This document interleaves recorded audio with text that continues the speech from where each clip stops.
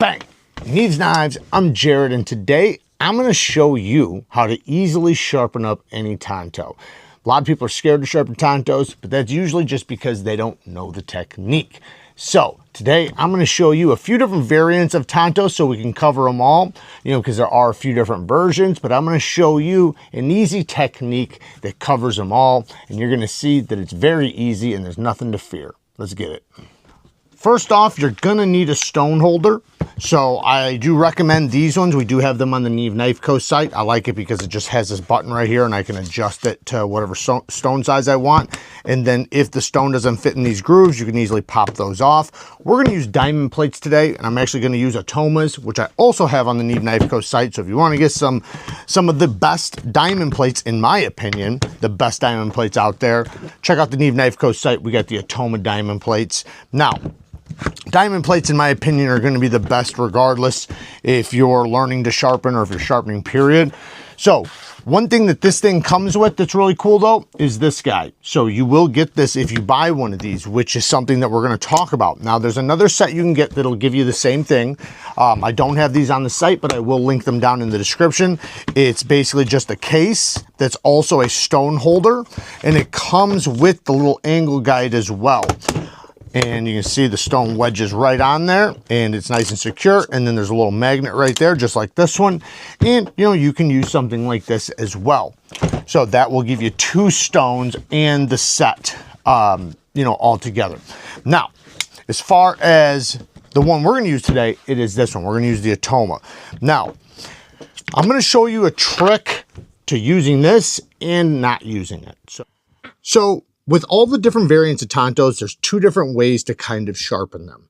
And the big difference is just whether or not you have a rounded nose or a straight nose. First, we're going to talk about the straight nose. So if you have a straight nose, and let's just say this edge is straight and this edge is straight, you're going to find your angle, whatever angle that is. Now, you can use an angle guide like this, but remember, these are not accurate angles, but they are a good starting point. So instead of you wondering where to start it, you can start at the exact same spot every time, right? Now, if you need to do a lower angle than what you have here, you can just go lower on the ramp. So right there would be the angle that they have on there, but the lower I go on the ramp, the lower the angle is going to be. So if I do need to go much lower, like in this case I do with this, I'm going to start just at the very beginning of this. And if I need to, I can use a marker and just mark a line right there. And then I can wipe it off later with rubbing alcohol. But that'll at least give me the same starting point every time. Now, what you're going to want to do is lock everything in. Lock your wrist, lock your elbow. Basically, you're just going to use your hips. So regardless if you have the angle finder or you're using your hands, I like to use my thumb. I'll put like a little indicator right there. And then after marking it, I can kiss my fingers together like that. And then I'll see it over here and I mark it. So then I have both angles. And then you also maybe want to mark the knife in a little tiny area on both sides. So you have the same exact pinpoint area. But regardless, you lock in. So I'm going to lock all my shoulders, or basically lock everything but my hips. And what I'm going to do is once I get my angle, I'm focusing right here and I'm going across the stone, and I'm going to let the edge come off, but I'm holding it level. I'm not allowing it to go like this. It's just going straight across till I get to the secondary tip. Now I'm going to lift up, right? And then that's just with my shoulders, right? So now I go right across. So now I'm basically able to lift up, lean back because it's just my hips, and then drop with my shoulders. You can also just use your hips doing this, like your back, so you're not even using your shoulders or your elbows. And then you can lock in and do this back and forth if that's easier for you. The thing is that a lot of people will go like this, going across, and then drop going back. That's exaggerated, but that's what they'll do, which will convex your edge. If you want a nice flat bevel, make sure you stay nice and even going across, nice and level.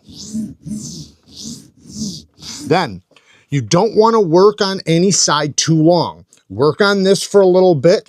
Try to maybe do the whole thing, but you never want to let this secondary tip move.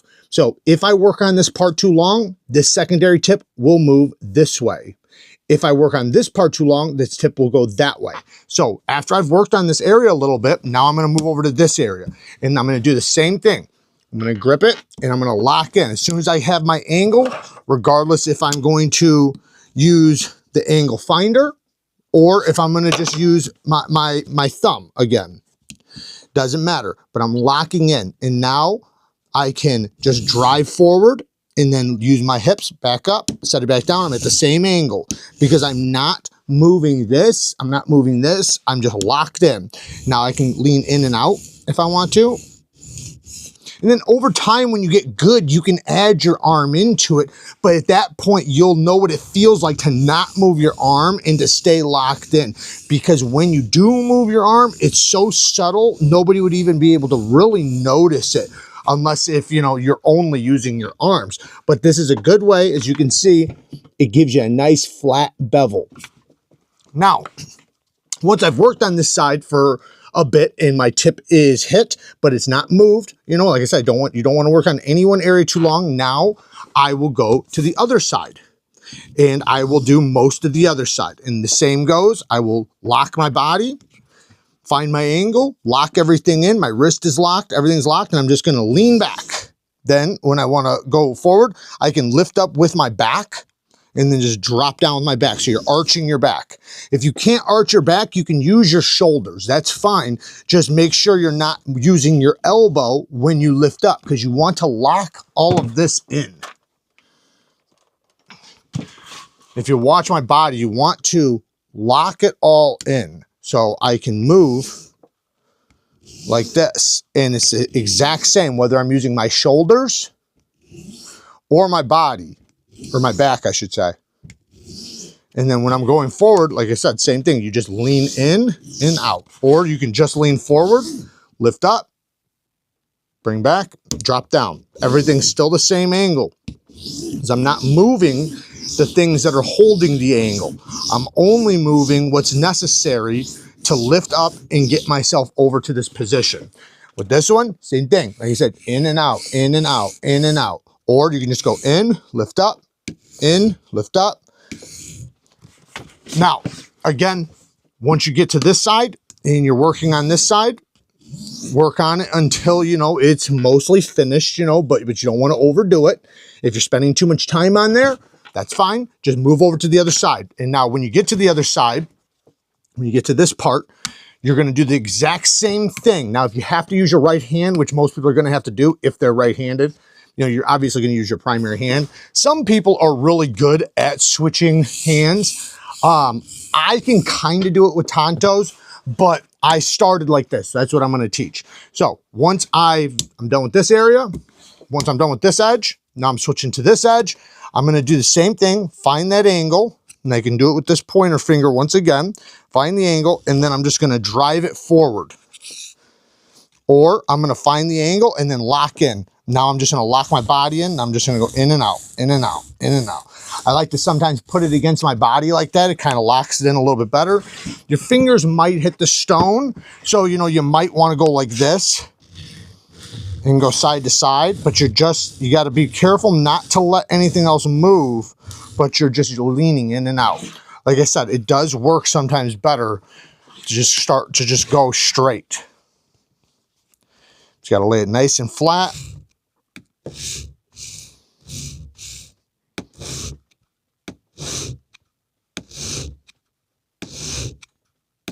And then once you've worked on that side long enough, then you can start back at the beginning again and finish it. Okay, everybody should know this, but just in case, when you're sharpening, if you're holding too low of an angle, your scratches are going to start up here at the top of the bevel. Now, that's not necessarily a bad thing because you might be trying to make it sharper. So that's not a bad thing, but just know you're holding a lower angle than what's on the bevel.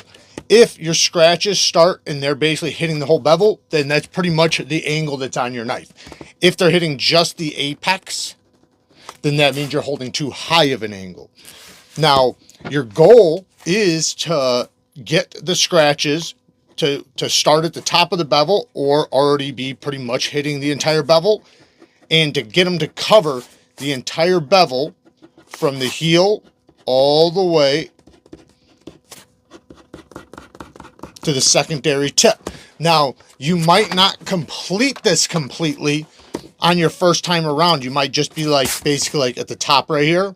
Maybe some scratches will be reaching, some will be up here, before you'll move from this side to this side. And then when you move to this side, same thing. It might be complete, it might not be, and then you'll go to the other side. And then when you come back around, that's when you'll try to make sure that it's completely filled from the top of the bevel down to the apex, you know, on each side. Now you would finish this edge, making sure, you know, all your scratch patterns lined up, bevel's nice and flat. If you are working on it too long, you will have to work on the other edges. So that's the biggest thing with tantos. Never work on one edge too long because you'll move the secondary tip, especially with the Americanized tantos.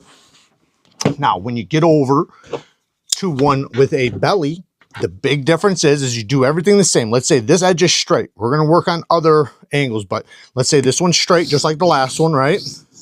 Lock in, and we're just leaning in and out, right? Leaning in and out, letting our whole arm stay locked. Now we're going to get to this side right here. Now, this is the difference. With this, it's straight, right? It's just a straight edge. So there is no movement to get it. With this, it's not. So you have to move. So now we're going to have to use our elbow. So we're going to find our angle right here. And if you're struggling to find where your tip is, you can start with this edge right here, and then just lift up right there. So what I'm doing is I'm lifting off of this angle and starting at this angle. So bang, right there. That's where I would start. And then I just go like this, going across. Then I lift up, drop my elbow back down, restart. So I'm just lifting my elbow and then lifting up with my back, dropping my elbow, restart. Now, if you want to, you can do this with your wrist, but that is a little bit more of a pro move. You can see me moving my wrist right now. That is a way to do it, and it works very well as long as you're good at, you know, staying locked in and doing the exact same motion each time. When you do it like this, and you just lift your elbow, it can be a little easier because you're locked in and you're just moving your elbow up and down, and you're not allowing your wrist to change any angles or anything. And that's the big difference. So then we do everything else the same. You just got to make sure you're getting the round part and making sure your secondary tip, even with something like this that has, you know, the round part, it still has a secondary tip. These are the two parts. So we need to marry this together. And the way you marry it together is by slowly doing each side until they're all done. Now, let's say you have a dual grind, right? This section to this section. Well, this tip, if you look how this section is actually cutting into this side. I don't know if you can see that or not. Not a big deal, but I want to make sure this edge is its entirety. So this is a lot thicker here than this. This is a deep hollow grind, but I'm going to work on it the exact same, work on this area and then this area. Now I just want to make sure that the secondary tip right there is the thicker part, right? I want this to be the dominant corner right there because this is thinner metal, this is the thicker metal. So just leave whichever one is which with it, right? So if it was thinner, then I would leave it thinner. But in this case, the thicker part is the secondary tip. So I would work on that area and make sure that that secondary tip ends there. Like you can see right now, it's not. You can see the thinner part is going all the way across and it's actually stopping here. That wouldn't be good. We would want to continue working on that until we can flatten that out and make it even with the thicker part. Now, let's say you have no secondary tip at all. It's like just a regular Japanese style tanto. Well, what you can do is lock in again, you know, find your angle, lock your wrist, lock your arm, and as you go across, all you're gonna do is lift your elbow all the way to the tip. So really simple, you just go all the way across and lift up just like you would a drop point. And once you get to the tip, lift up with your back, drop your elbow back down, just don't move this. As long as you keep this locked, you're gonna have the same angle. See how I can lift up? Doesn't matter if I lift up as long as I'm not changing this, right? So I can lock in and I can go back and forth if I want. Or I can just do single passes, which is probably going to be easier. and I just use my elbow to get to the tip and then drop it back down when I need to go back to the beginning. If it's a recurve, Tanto, trying to get through them all. You should use skinny stones for recurved areas, but let's say you don't have one. You can use the first 1/4 inch of the stone. So just that part right there, not the very corner, it's the first 1/4 inch. Find the corner of the stone and the edge of the heel of the heel of the edge, and then hold it right there, right in the corner. And now I'm gonna ride the corner. So I'm basically just going just like that, all the way to the secondary tip. And I'm gonna ride that corner and try to not let it get flattened out. And by doing this, you should be able to do the majority of recurves as long as the curve isn't too big. And you can do the same thing like on this side, and you can stay locked in if it works for you.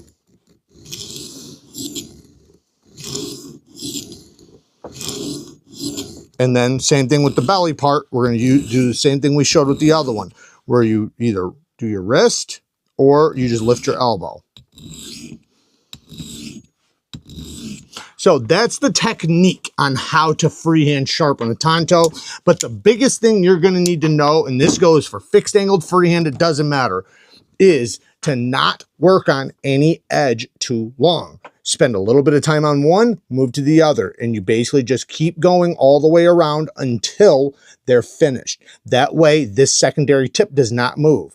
I've done this in the beginning when I first started and I didn't know any better, and everybody was saying, finish one side, then go to the other side, then do this side, then do this side. And I actually taught it like that at the beginning too. And I messed up a few knives by working on one area too long. And I realized, like, you can't finish one area because sometimes this area will take a lot longer to sharpen than it will this side. Or this part will take much longer to finish than this side. So now I'm just moving this secondary tip up the blade.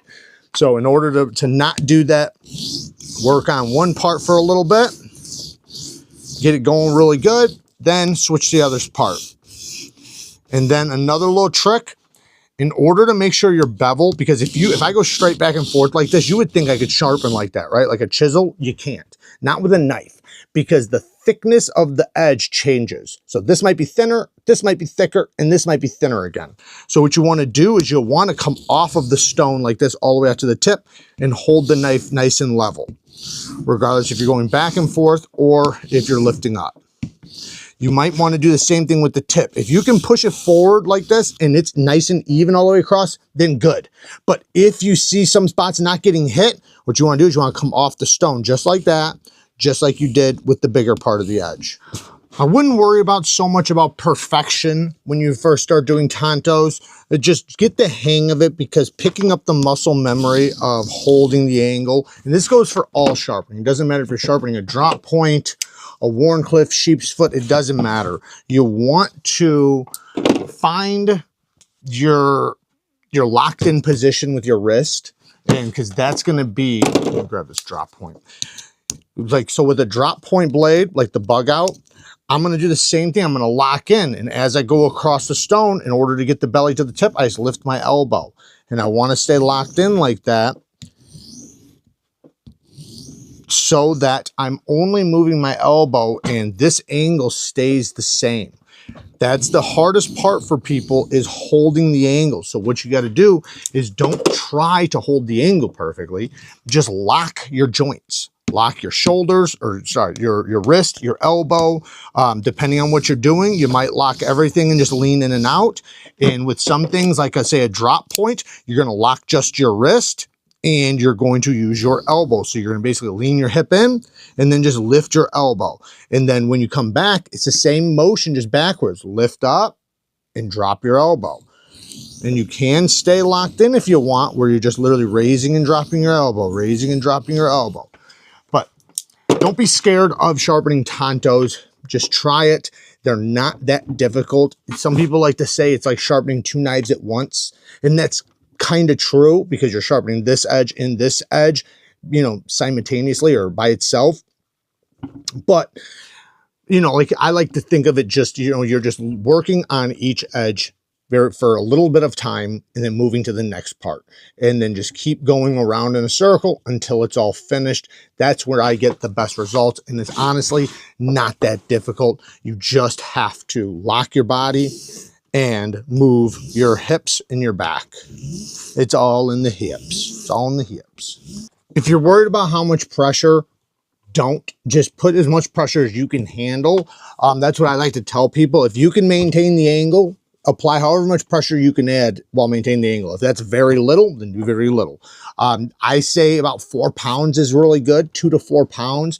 When you're deburring, when you're removing your burr, you use no pressure, or at least like only the weight of the blade. But when you're, as far as sharpening goes, when you're cutting in your bevel, you want to use a little bit of pressure, because you want the stone to grind into the steel, but you don't want to sacrifice your angle by applying so much pressure that you're dropping angle and stuff. You need to be able to maintain it and stay locked in.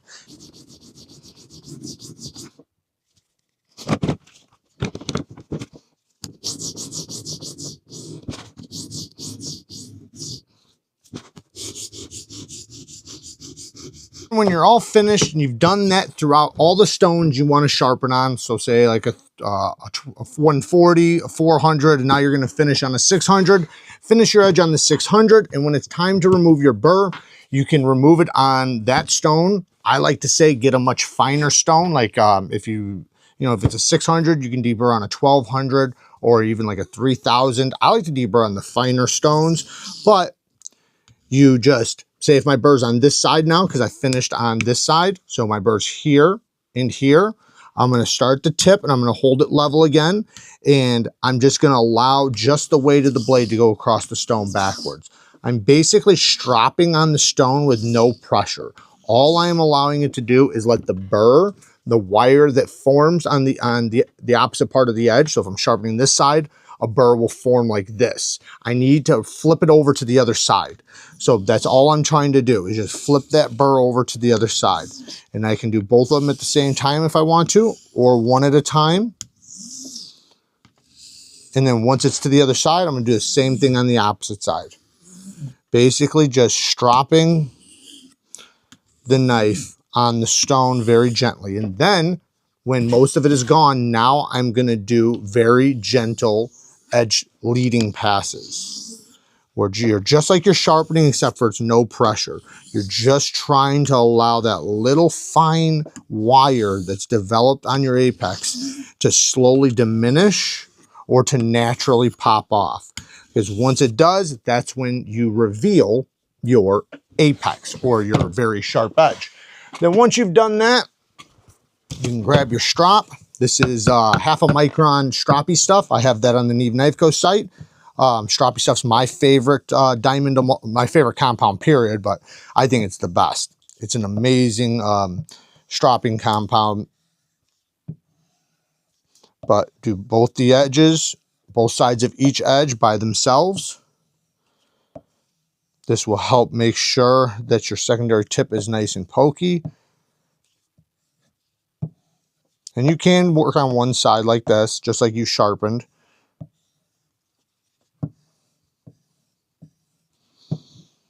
And then once you're done, you should have a nice sharp edge.